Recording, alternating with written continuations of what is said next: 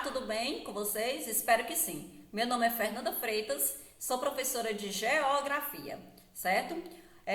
Nós iremos trabalhar alguns contextos voltados para a geografia. Nós já sabemos que a geografia ela faz parte de todo um cenário social, político, ideológico, e é claro que dessa vez nós iremos trabalhar um conflito.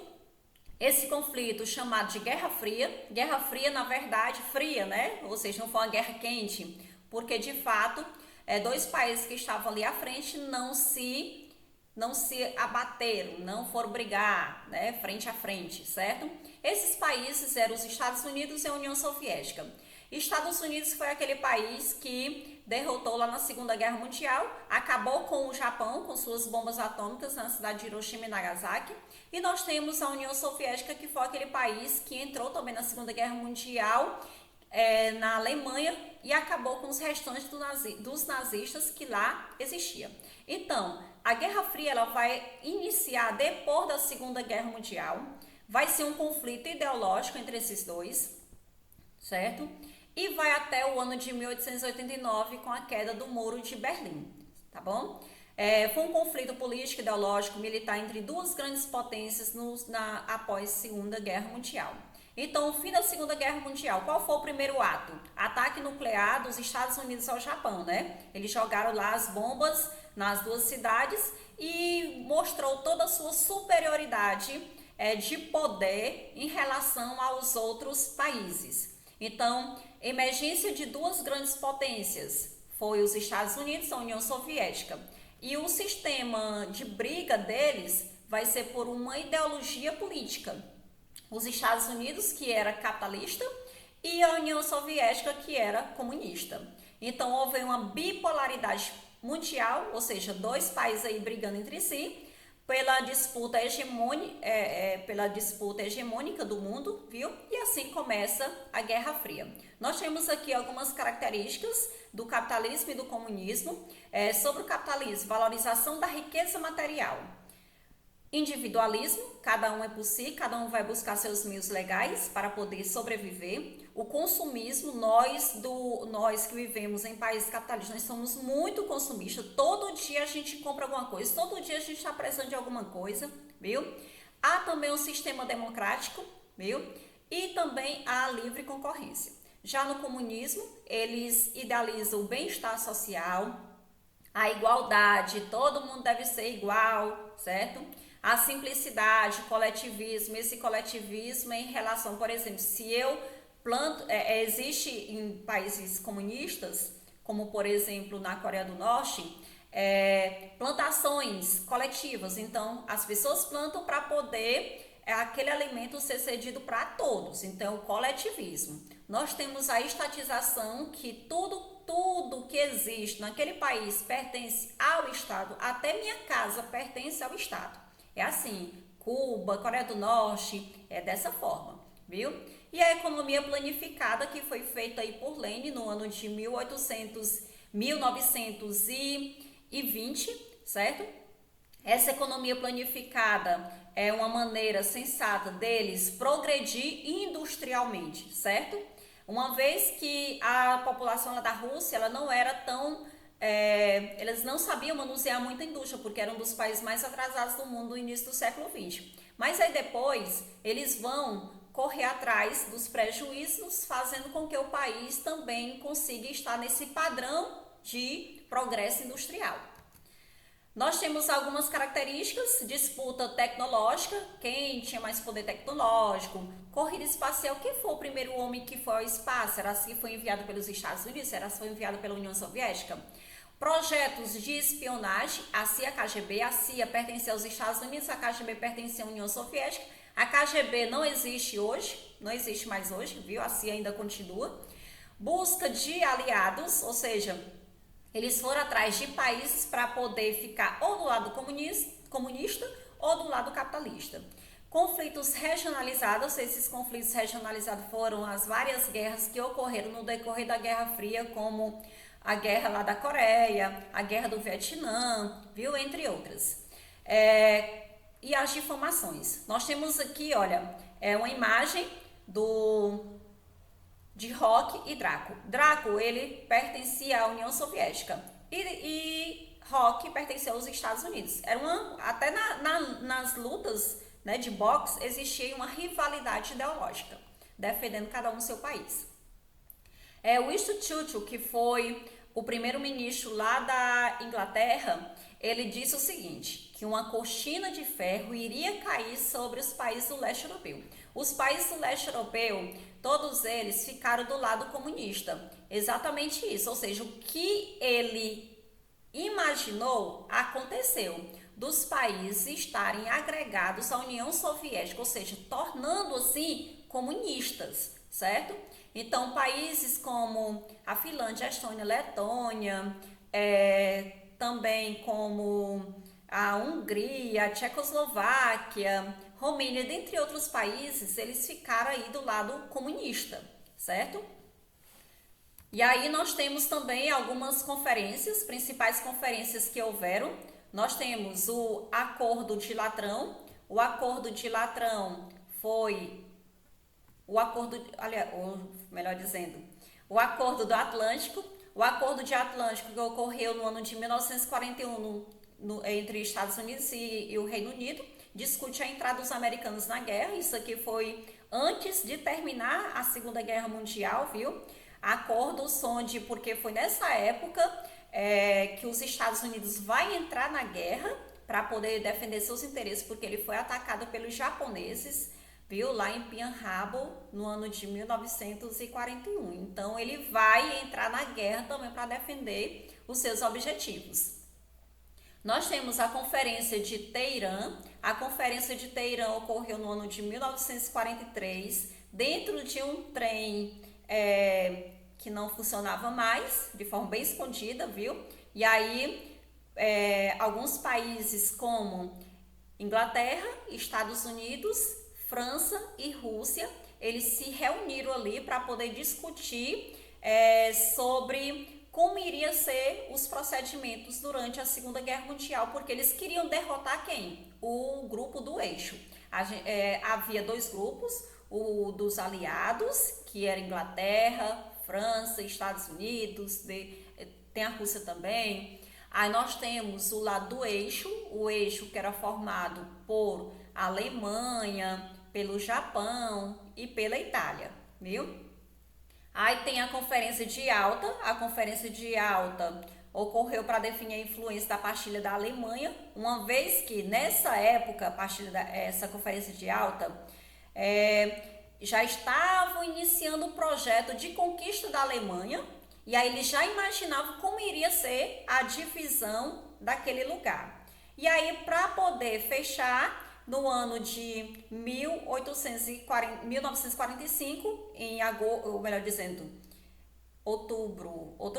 agosto de 1945, eles resolveram de fato dividir a Alemanha em 4 partes, viu? Essas 4 partes seria de quem? Seria da Rússia, seria da França, seria dos Estados Unidos e seria da Inglaterra.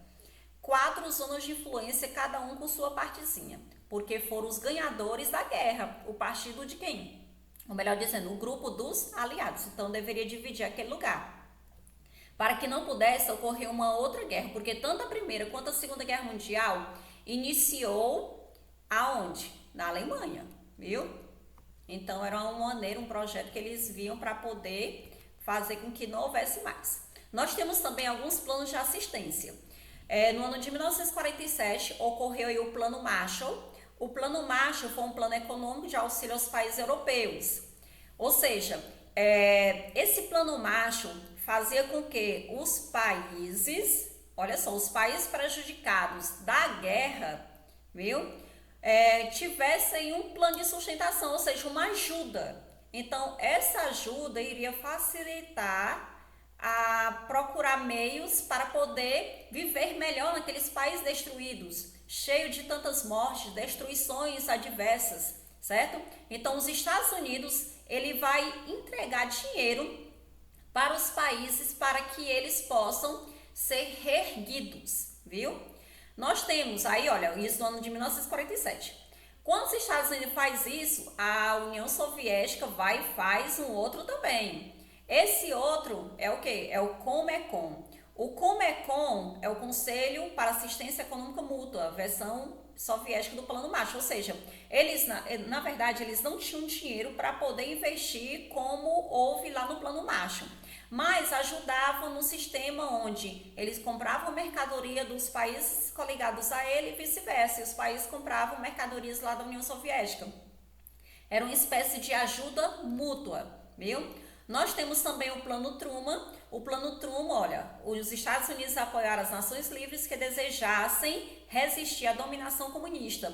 Combate ao comunismo em qualquer lugar do planeta. O Plano Truman era uma maneira de conter o avanço comunista. Então, os países capitalistas, eles foram protegidos aí pelo Plano Truman. Não era uma ofensiva armada, viu? Mas era uma maneira, assim, de procura para quem era comunista e pudesse, assim, ser jogado fora, pudesse, assim, ser combatido, viu?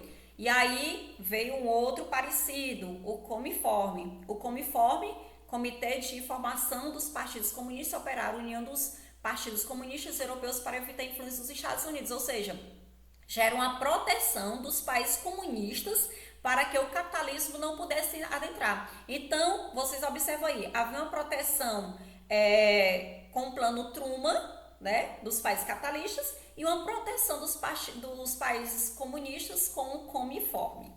Nós temos também outro, que foi a OTAN, Organização do Tratado do Atlântico Norte, Aliança Militar dos países capitalistas. A OTAN ainda existe até hoje, viu? E nós temos outro lado, que foi feito 6 anos depois, pela União Soviética, o Pacto de Varsóvia, a Aliança Militar. Então, olha só, esses dois aí já era de forma armada, então eles ficavam armados nas fronteiras para poder proteger os países, tanto capitalistas quanto os países comunistas. Países capitalistas protegidos aí pela OTAN e os partidos comunistas protegidos aí pelo Pacto de Varsóvia, certo? Nós temos também, depois da Segunda Guerra Mundial, foi criado a ONU, a criação da ONU. A criação da ONU foi feita lá em São Francisco, nos Estados Unidos. E aí, ela foi feita para substituir a Liga das Nações. A Liga das Nações foi feita depois da Primeira Guerra Mundial, só que não eram muitos países que faziam parte da Liga das Nações que objetivavam a paz. E aí, depois foi feito, em 1945, a criação da ONU, uma vez que essa reunia uma quantidade enorme de países porque queriam paz, certo? Dentro da ONU estão algumas outras fundações, projetos, incentivos e tudo mais. Vamos conhecer. Nós temos o FMI, Fundo Monetário Internacional, que é para poder ajudar os países com problemas financeiros, o empréstimo que eles fazem, viu? Nós temos a FAO, Organização para Agricultura e Alimentação. Temos também a Unicef, Fundo de Nações Unidas para a Infância. O BID, que é um Banco Internacional de Reconstrução e Desenvolvimento. Nós temos o FMI, que é para poder resolver problemas de contas, etc. E nós temos o BID, que é para poder financiar construções, reconstruções. Falamos aqui que muitos países estavam destruídos por causa da Segunda Guerra Mundial. Então, eles utilizavam o BID para poder resolver aí esse problema, né? É claro que depois teria que pagar. A OIT, Organização Internacional do Trabalho, Unesco, Organização para a Educação, Ciência e Cultura. Aqui são alguns órgãos que pertencem, e que faz parte da ONU. Dentro da ONU também nós temos o Conselho de Segurança, que é um órgão responsável para zelar a manutenção da paz e segurança mundial, formado aí por 15 países. Desde quando ele foi formado, desde que esse conselho foi formado, quem faz parte disso são 15 países. São 10 temporários, que eles ficam aí cerca de 2 anos, viu? Aí tem uma escolha a cada 2 anos dos países que vão fazer parte desse conselho temporário. E nós temos, por exemplo, os permanentes. Os permanentes, minha gente, eles nunca saem. Que são quem? A França, o Reino Unido, a Rússia, a China e, é claro, os Estados Unidos. Então, esses 5 aí nunca sairão. Tem países como o Brasil e o Japão que desejam serem permanentes. Só que eles nunca conseguiram, porque para poder acontecer isso, um desses aqui tem que sair. É claro que eles não vão sair. Então, eles vão resolver problemas no mundo. Nós temos aí alguns anos que o Brasil já fez parte aí do mandato temporário, certo? Nós temos aqui uma imagem que retrata como eles se sentam quando eles estão em reuniões para poder resolver alguns problemas contidos no mundo, certo? Alguma guerra que ocorre lá no Oriente Médio, por exemplo, eles podem muito bem se reunir e ver alguma coisa para poder solucionar aquele problema. Ou eles vão invadir, ou eles vão conversar. A primeira ideia do Conselho de Segurança que eles fazem é o projeto de conversação.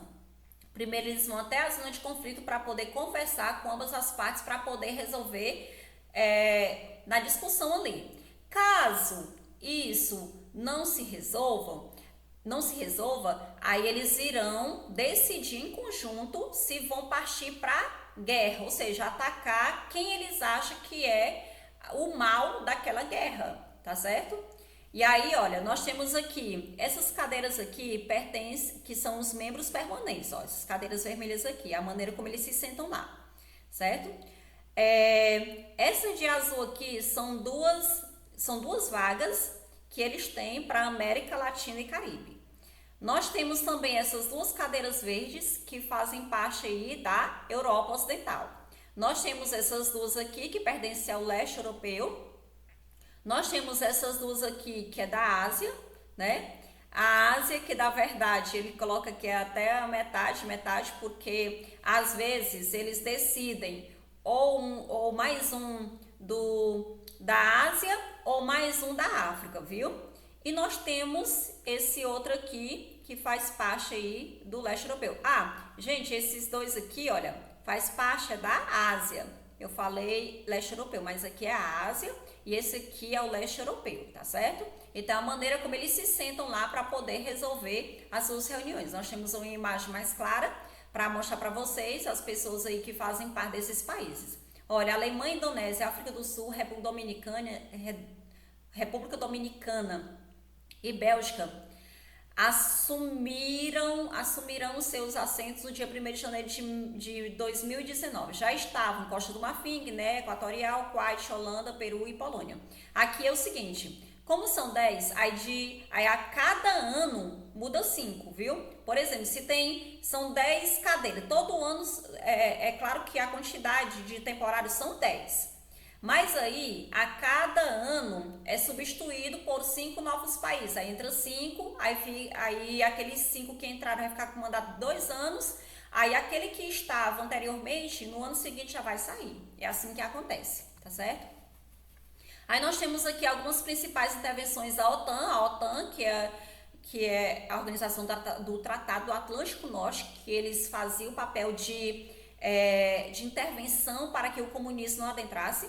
Nós temos aí, olha, intervenção na Guerra da Bósnia entre 1992 e 1995. A OTAN continuou com operações militares na região até 2004. Intervenção em Kosovo, uma região que queria independência, e aí ele foi intervir lá.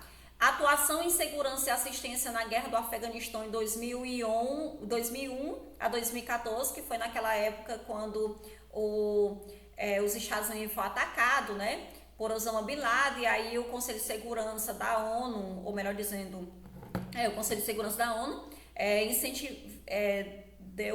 deu o sinal para que a OTAN intervisse naquela região e ficasse lá até 2014. Missão de treinamento do Iraque, também em 2004, quando foram lá no projeto de caçada a Saddam Hussein, que era um ditador, uma pessoa muito mal ali, que causou muito mal, tanto a população quanto a outros países ali próximos, tudo por causa do petróleo. Nós temos uma ação arbitrária do Golfo de Aden, em 2009, que também foi feita pela OTAN, que não foi muito boa. Nós temos aí algumas ações de ataques a mísseis ao lado dos Estados Unidos, na guerra da Síria. Destruição de instalações militares no governo de Bashar al-Assad em 2018, porque Bashar al-Assad estava, ou melhor dizendo, lá na Síria existe um grupo de rebeldes, viu? Existe o grupo do governo, que é Bashar al-Assad, e existia lá ainda, porque acabou, né? o grupo do Estado Islâmico. Então, o que que acontece? Os rebeldes estavam fazendo um movimento contra Bashar al-Assad. Bashar al-Assad, ele vai e joga gás sarin, que é uma espécie de gás nas quais as pessoas elas morrem aos poucos ali, fadigadas, os órgãos do corpo vai morrendo aos poucos. E aí, isso foi mostrado no mundo todo. Quando os Estados Unidos observou o que estava acontecendo lá na Síria, ele vai e age. Ele não vai pedir autorização ao Conselho da ONU, simplesmente ele vai agir. Chega lá e... Aliás, chega lá não, porque os Estados Unidos ele tem vários barcos de projetos de mísseis em vários cantos do mundo. Inclusive ali no Golfo Pérsico, perto da Síria, Golfo Pérsico que é o mar, ali próximo, no Oriente Médio. E aí ele vai e joga um míssil numa base militar lá da Síria, para poder mostrar que ele não poderia fazer isso, mostrando para o Bashar al-Assad que não poderia fazer isso com a população, viu? E aí ele joga, só que ele só, quando joga o míssil, mata apenas uma pessoa lá na base militar, viu? No outro dia, os Estados Unidos é chamado a atenção pelo Conselho da ONU, viu? Ele é aquele país que não pergunta se pode ou não fazer, simplesmente ele age. É dessa forma que acontece, tá certo? É assim os Estados Unidos. Então, é como se a OTAN, a dona da OTAN, ainda hoje fosse dos Estados Unidos. É claro que foi criado por eles, né? Hoje, inclusive, a Rússia, que não tem mais o Pacto de Varsóvia, ela agora está aliada à OTAN também, certo? Hoje não é mais, existe fragmentos, né? Só que não é mais um país comunista e está aí associado ao projeto político capitalista, tá certo? E aí vamos adiante. Nós temos aqui, olha, algumas consequências que houveram durante a Guerra Fria, a Guerra da Coreia, 1950-1953, as causas, divisão da corrida da Coreia após o fim da Segunda Guerra Mundial. Porque a Guerra da Coreia, aliás, a Coreia, ela pertencia ao Japão. Como o Japão perdeu, aquele lugar foi dividido entre Estados Unidos e União Soviética. Sendo que o norte ficava para quem? Para a União Soviética, e o sul ficava para os Estados Unidos. E aí os Estados Unidos, ou melhor dizendo, a União Soviética, ou melhor dizendo, as pessoas que moravam na parte norte, né, a Coreia do Norte, eles vão invadir o sul. Quando eles invadem o sul, aí o sul vai reagir, viu? Só que consegue expulsar os nortistas. Aí agora é a vez do sul adentrar no norte da Coreia. Quando o sul vai entrar no norte da Coreia, aí à frente os Estados Unidos, a China, que era aliada à Coreia, manda um recado: não entra não, porque se você entrar eu também entrarei. E aí os Estados Unidos não quis conversa, entrou no norte e começa ali uma guerra que vai durar cerca de 3 anos. A China vai ficar do lado da Coreia. Nessa guerra aí vai ter um imparcial, porque nenhum e nem outro irão ganhar. Havia lá uma divisão da Coreia do Norte com a Coreia do Sul, ao meio, chamado Paralelo 38. Até hoje é assim. Até hoje a Coreia do Norte é uma, a Coreia do Sul é outra. Não houve a junção dos países, né? Ou seja, até hoje a Coreia do Norte é comunista e a Coreia do Sul é capitalista, tá certo? E é isso. E nós deixaremos para a próxima aula outros assuntos, tá bom? E até mais. Nós iremos continuar a aula, viu? Nós iremos continuar esse assunto na próxima aula. É isso que eu quis dizer. E até lá, e um bom dia, boa tarde ou boa noite para vocês. Tchau!